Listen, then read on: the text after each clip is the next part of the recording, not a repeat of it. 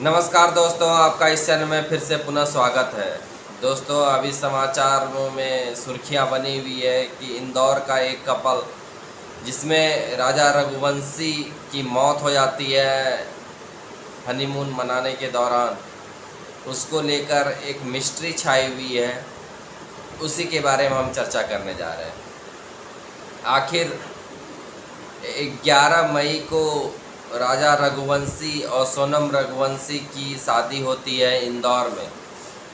यह married couple honeymoon मनाने के लिए शिलोंग जाता है और वहाँ पर राजा रघुवंशी की हत्या कर दी जाती है। बाद में काफ़ी छानबीन के बाद सोनम रघुवंशी को आज गाजीपुर में पकड़ा गया, बदहवासी के हालत में एक ढाबे के पास। यूपी की पुलिस और मेघालय की पुलिस दोनों के संयुक्त प्रयास के द्वारा सोनम रघुवंशी को यूपी के गाजीपुर से गिरफ्तार कर लिया गया है। उनके साथ साथ एक और हमलावर पकड़ा गया है। आखिर इन दोनों के बीच मिस्ट्री क्या है, इसको हम जानने का प्रयास करेंगे। भारतीय सभ्यता में शादियों को तो एक पवित्र रिश्ता माना जाता है, लेकिन इस पवित्र रिश्ता में अचानक दरार क्यों आ जाती है और रिश्ता कैसे टूट जा रहे हैं, ये संस्कार माँ बाप को अपने बच्चों से सिखानी चाहिए ताकि बच्चों में संस्कार भरा हुआ रहे और ये गलत काम ना करें, क्योंकि शादी जो है एक पवित्र बंधन। 11 मई के दिन दोनों एक दूजे के हो गए थे। तो आजकल भारतीय सभ्यता में पहले तो हनीमून का प्रचलन नहीं था, लेकिन आज के दौर में यह ट्रेंड कर गया है कि शादी के तुरंत बाद नवविवाहित जोड़े हनीमून मनाने के लिए दूसरे प्रदेशों और दूसरे देशों में जाना पसंद करते हैं ताकि एक दूसरे के बीच क्वालिटी टाइम बिता सकें और एक दूसरे को गहराई से जान सकें। क्योंकि शादी के बाद एक दूसरे से मिलते हैं तो लोग को पता चलता है कि एकांत में रहकर दोनों का व्यवहार कैसा हो और एक दूसरे को कैसे हम जान सकें। इसको लेकर अधिकतर नवविवाहित जोड़े जो मैरिड कपल हैं शुरुआती दिनों में हनीमून मनाने के लिए ट्रिप पर जाते हैं। तो खैर, भारतीय सभ्यता में ये पहले प्रचलन नहीं था, लेकिन इन दिनों देखा जा रहा है कि मैरिड कपल हनीमून मनाने के लिए दूसरे प्रदेशों का दौरा करते हैं।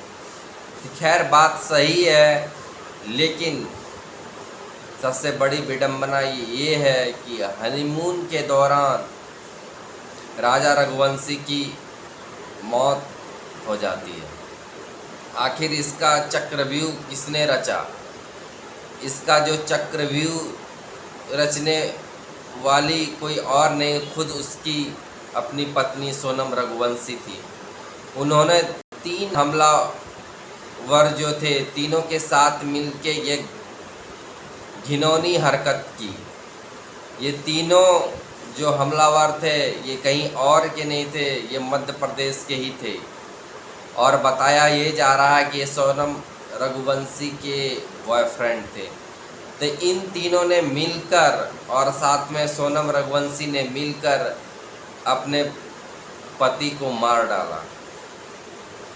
आखिर हम किस रास्ते से होकर जा रहे हैं और हमारे अंदर क्या गुण भरा हुआ है, इसको हमें पहचानना होगा। बात रघुवंशी की करें, वो तो एक अच्छे घर से आते थे। उन्होंने ये नहीं सोचा होगा कि अगर हम ट्रिप पर जा रहे हैं तो हमें अपनी मौत बुला रही है। उनको जबरन उनको मार दिया गया वहीं पर। लास्ट में कहें तो सोनम रघुवंशी जो खुद अपनी पति का हत्यारिन है, अब न जाने वो जेल में जाएगी और लोग मांग कर रहे हैं कि इनको फांसी की सज़ा मिले। बात सच्चाई भी है कि इस जघन्य अपराध का तो बदला होने ही चाहिए। तो पूरे देश में आक्रोश है, लहर है और पूरी मीडिया में यह सुर्खी बनी हुई है, चाहे सारे समाचार पत्र हों या सारे मीडिया चैनल्स वाले हैं, इनको कवर किया है और ये बता रहे हैं कि मैरिड कपल का कैसे मेघालय में उनकी हत्या कर दी जाती है। नवविवाहित जोड़ा जो 11 तारीख को परिणय के सूत्र में बंधा था और 23 तारीख को उनके मौत के घाट उतार दिया जाता है उनके पति को। इसमें सबसे बड़ा जो हाथ है वो खुद सोनम रघुवंशी का है, क्योंकि मेघालय के जो डीजीपी स्तर के जो अधिकारी हैं उन्होंने खुद इसका खंडन किया है कि सोनम रघुवंशी ही अपने 3 साथियों के साथ मिलकर इस कारनामे को अंजाम दिया है।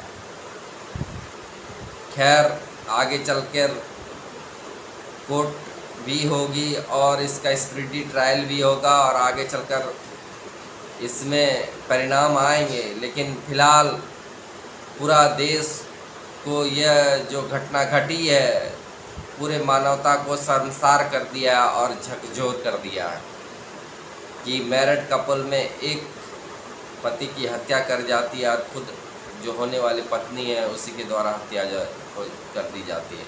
ये बहुत दुख की बात है, ऐसा नहीं होना चाहिए, लेकिन आज का समाज क्या देख रहा है कुछ पता नहीं चल रहा है, क्योंकि भारत की जो सभ्यताएं हैं, भारत का जो सिविलाइजेशन है बहुत ही पुरानी है और ये सब कभी होता नहीं था हमारे समाज में। लेकिन आज समाज न जाने किस और चला गया, जिस कारण से इस चीज़ का हमें सामना करना पड़ रहा है और इस चीज़ को हम देख रहे हैं।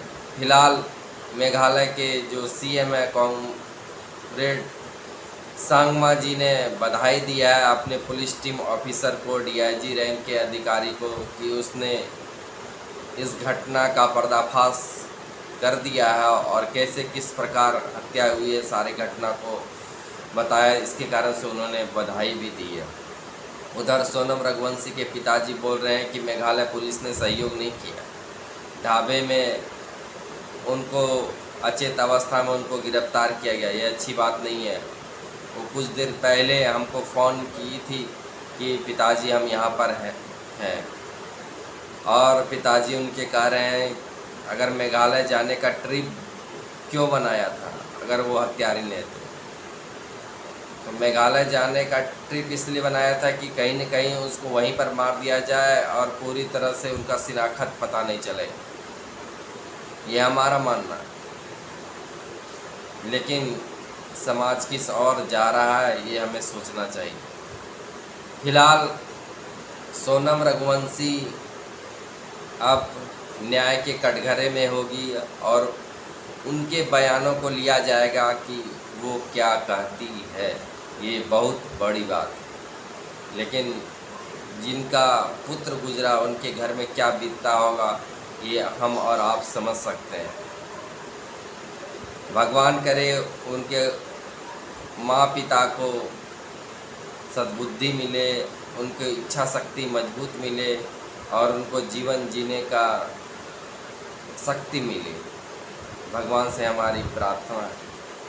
और फिलहाल सोनम रघुवंशी की जो बयान आएगा, सोनम रघुवंशी को जो सज़ा मिलेगी यह पूरा देश देखेगा कि सोनम रघुवंशी को सज़ा किस प्रकार मिलती है। फिलहाल इस चर्चा को हम यहीं पर विराम देंगे। अगर आप इस चैनल पर नए हैं तो चैनल को ज़रूर सब्सक्राइब कीजिएगा, धन्यवाद दीजिएगा। और सोनम रघुवंशी और राजा रघुवंशी का ये जो मैरिड कपल में अचानक से विस्फोट हुआ है, इसके बारे में आप क्या कहेंगे? कमेंट बॉक्स में अपना कमेंट ज़रूर बताएंगे। फिलहाल इस वाणी को हम यहीं पर विराम देंगे। नमस्कार दोस्तों।